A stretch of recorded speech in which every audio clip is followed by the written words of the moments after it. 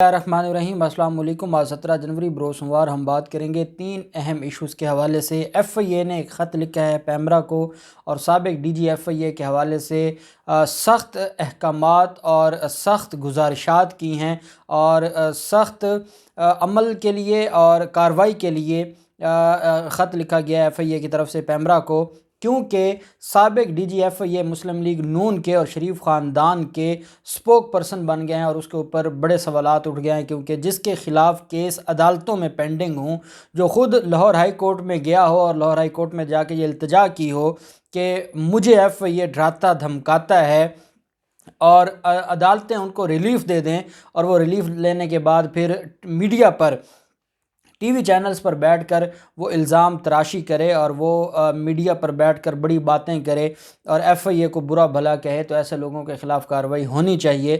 یہ خط لکھا گیا ہے۔ ساتھ ہم بات کریں گے ڈی جی ایف آئی اے کی طرف سے ایک اور بڑا ایکشن لیا گیا ہے، بڑے فراڈ گروپ کے خلاف کارروائی کا جو معاملہ ہے اور جو چیزیں دیکھی جا رہی ہیں اس پر بڑا اہم سٹیپ لیا گیا ہے۔ ساتھ ہم بات کریں گے جو معاملہ ہے ججز کی تقرری کا اور سینیورٹی کا، اس کو آج سینٹ میں بل پیش کیا گیا ہے، اور یہ بل کس نے پیش کیا ہے؟ یہ بل پیش کرنے والی پاکستان پیپلز پارٹی ہے۔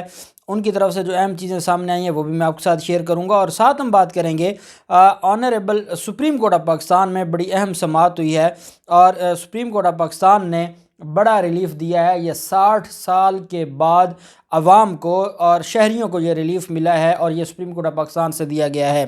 سپریم کورٹ نے تربیلا ڈیم متاثرین کے کیس کا 60 سال بعد فیصلہ کیا ہے۔ کیس کی سماعت کے دوران جسٹس عمر عطا بندیال صاحب نے استفسار کیا کہ پالیسی کے مطابق تربیلا ڈیم متاثرین کو متبادل زمین نہیں ملی، 206 متاثرین کو دینے کے لیے کتنی زمین درکار ہے، جس پر واپڈا کے وکیل نے بتایا کہ متاثرین کو دینے کے لیے 5000 ایکڑ زمین درکار ہے۔ جسٹس عمر عطا بندیال صاحب نے ریمارکس دیے کہ واپڈا راستہ نکالے اور متاثرین کی تلافی کرے۔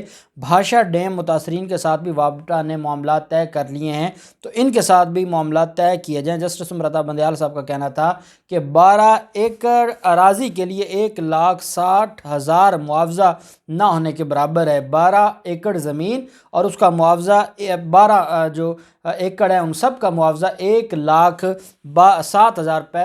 جسٹس عمر عطا بندیال صاحب نے کہا کہ ہم بھی زمیندارہ فیملی سے تعلق رکھتے ہیں، اور جس طریقے سے یہ معاوضہ ہے، یہ تو اب اگر آپ سوچیں تو یہ تو بہت کم معاوضہ ہے۔ ایک تو آپ نے 60 سال ان کو دیا کچھ نہیں، اور اب اگر آپ وہی معاوضہ دیں گے جو 60 سال پہلے طے ہوا تھا، تو یہ ان غریبوں کا کوئی قصور نہیں ہے۔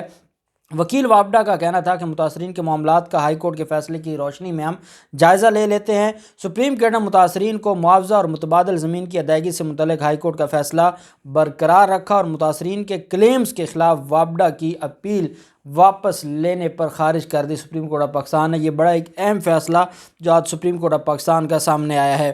ناظم جوکھیو کیس کی مختصر تفصیل میں آپ کو بتاتا چلوں کہ آج عدالت میں پیش کرنا تھا، اور یہ چالان پیش کرنا تھا جو پروسیکیوشن کی طرف سے۔ کراچی میں جوڈیشل مجسٹریٹ ملیر کی عدالت میں آج اہم سماعت ہوئی ناظم جوکھیو قتل کیس کی۔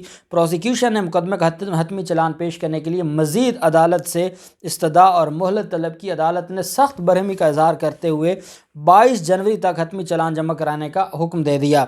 جوڈیشل مجسٹریٹ ملیر کی عدالت میں تفتیشی افسر، سرکاری وکیل اور مدعی کے وکلاء پیش ہوئے۔ پروسیکیوشن نے مقدمے کا حتمی چالان پیش کرنے کے لیے مزید مہلت طلب کر لی۔ کیس کے تفتیشی افسران نے عدالت کو بتایا کہ چالان اسکروٹنی کے لیے محکمہ پروسیکیوشن کے پاس ہے، اسکروٹنی مکمل ہوتے ہی چالان عدالت میں پیش کیا جائے گا۔ اب پولیس بھی زرداری مافیا کی، ملزم بھی زرداری مافیا کے لوگ، اور پروسیکیوشن بھی زرداری مافیا کی۔ وہاں ایک غریب کی بچی کو کیسے انصاف ملے گا جو ناظم جوکھیو کی بیوہ ہے؟ اور پہلے پولیس نے اس چالان کا بیڑا غرق کیا، اب پروسیکیوشن کے پاس وہ پڑا ہے، اور وہ اگر کوئی چیز زرداری مافیا کے خلاف ہے تو وہ ویسے اس سے نکال دیں گے۔ عدالت نے سخت برہمی کا اظہار کیا۔ اب عدالتیں سوائے برہمی کے کر کچھ نہیں سکتی، اور عدالتیں بس برہم ہوتی رہتی ہیں، اور 22 جنوری تک حتمی چالان پیش کرنے کی مہلت دے دی ہے۔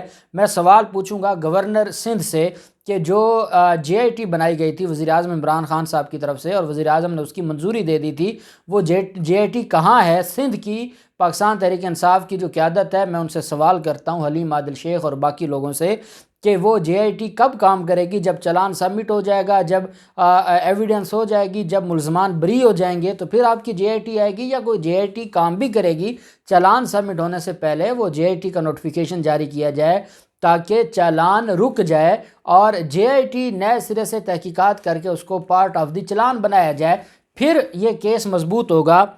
لیکن ہمارے ہاں بدقسمتی یہ ہے کہ ہر ایشو پر سیاست کی جاتی ہے، اور سیاست کرنے کے بعد جب وہ ایشو ٹھنڈا ہو جاتا ہے تو پھر کیونکہ جو سیاسی لوگ ہیں ان کی اپنی پریورٹیز ہیں، ان کے اپنے معاملات ہیں، اور پھر وہ معاملہ رہ جاتا ہے۔ تو ہم دعا کرتے ہیں کہ انصاف ملے ناظم جوکھیوں کو۔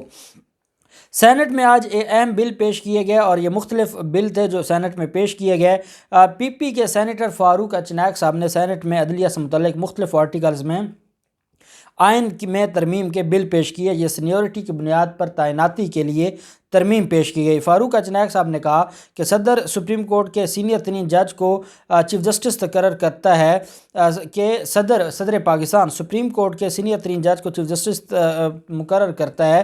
ایک جج کو سپریم کورٹ میں جج تعینات کرنے کا کیا طریقہ کار ہوگا، اس حوالے سے آئین خاموش ہے۔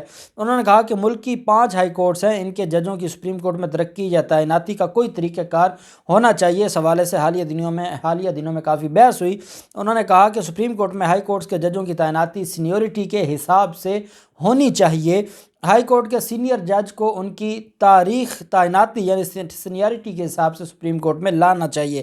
فاروق اچنائک صاحب نے کہا کہ ترمیم جو پیش کی گئی اس میں کہا گیا کہ اگر ایک ہی دن ججوں کی ہائی کورٹ میں تعیناتی ہو تو تاریخ پیدائش کے حوالے سے عمر میں بڑے جج کو سپریم کورٹ میں بھیجا جائے۔ انہوں نے کہا کہ ہائی کورٹس میں قائم مقام جج لگانے کا اختیار صدر کے پاس ہے، لیکن ہائی کورٹ میں قائم مقام جج ایڈ ہاک جج لگانے کا معاملہ بھی پارلیمانی کمیٹی برائے ججز کے سپرد کیا جاتا ہے۔ انہوں نے کہا کہ ججوں کے از خود نوٹس کی صورت میں اپیل کا حق دیا جائے اور اپیل کا فیصلہ 60 دنوں میں کیا جائے۔ ساتھ انہوں نے ہائی کورٹ کے جج کی ریٹائرمنٹ کی عمر 62 سال ہے اور سپریم کورٹ کے جج کی عمر 65 سال ہے، ہائی کورٹ کے جج کی ریٹائرمنٹ کی عمر بھی 65 سال کی جائے، یہ بھی اس میں مطالبہ کیا گیا ہے۔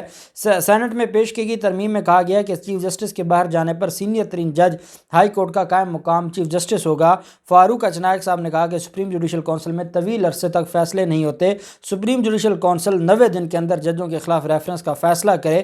یہ ساری کی ساری ترامیم پیش کی گئی ہیں آج سینٹ میں، اور یہ فاروق اچنائک صاحب کی طرف سے پیش کی گئی ہیں۔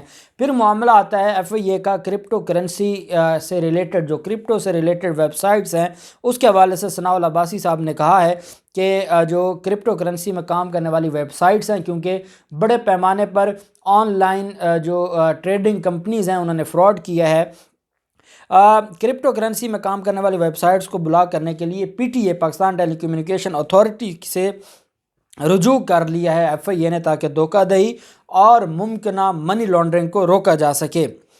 سائبر کرائم سرکل آفس میں اسٹیٹ بینک آف پاکستان کے سینئر حکام کی ٹیم کے ساتھ اجلاس ہوا، اور جو ثناء العباسی ہیں انہوں نے کہا کہ جو اسٹیٹ بینک کے حکام نے ریگولیٹری میکنزم کے بارے میں پریزنٹیشن دی۔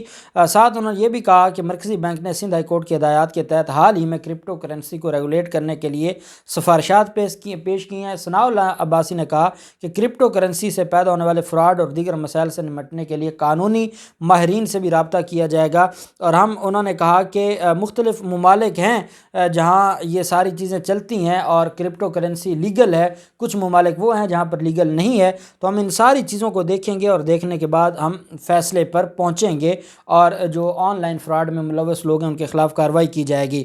دوسری طرف وفاقی تحقیقاتی ادارے ایف آئی اے نے سابق ڈائریکٹر بشیر میمن کے خلاف پیمرا کو خط لکھا ہے۔ ڈائریکٹر ایف آئی اے محمد رضوان کی جانب سے پیمرا کو لکھے گئے خط میں کہا ہے کہ بشیر میمن کے ٹی وی چینلز کو دیے جانے والے انٹرویوز عدالتی کارروائی پر اثر انداز ہونے کی کوشش ہے۔ وفاقی تحقیقاتی ادارے کی جانب سے لکھے گئے خط میں پیمرا سے بشیر میمن کے انٹرویوز کا نوٹس لینے کا مطالبہ کیا گیا ہے۔